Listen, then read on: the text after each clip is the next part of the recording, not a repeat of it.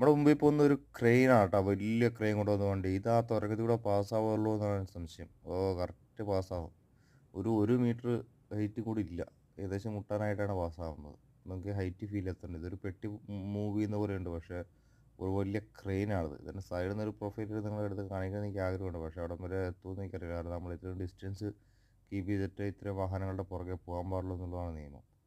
അങ്ങനെയൊക്കെയാണ് ഇത് നിയമങ്ങൾ. നമ്മുടെ ഈ സ്പീഡ് ഇവിടെ പോകാൻ പറ്റുന്ന സ്പീഡ് 60 കിലോമീറ്ററാണ്, പക്ഷേ അവർക്കൊന്നും വിഷയമില്ല. അയാളെക്കാട്ടി സ്പീഡാണ് പോകുന്നതെന്ന് തോന്നുന്നു. മേളിലെ റെഡ് ലൈറ്റ് കണ്ടോ, അതൊരു വാർണിംഗ് ആണ് കേട്ടോ.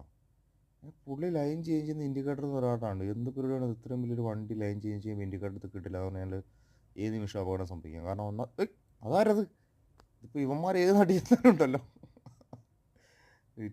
പുള്ളി എന്തായാലും ലെഫ്റ്റ് ഭാഗത്തേക്ക് ആയിരിക്കും പോകുന്നത്, അതുകൊണ്ടായിരിക്കും. അല്ലല്ലോ, പുള്ളി റൈറ്റേക്കാണല്ലോ. ഞങ്ങൾ ആക്ച്വലി ഒരു പാതയിലോട്ടാണ് പോകേണ്ടത്. പിന്നെ പുള്ളി എന്തിനാണ് നമ്മളിന്ന് ഇൻഡിക്കേറ്റർ ഇട്ട് അങ്ങോട്ട് കയറിയത് എനിക്കറിയാൻ പാടില്ല കേട്ടോ.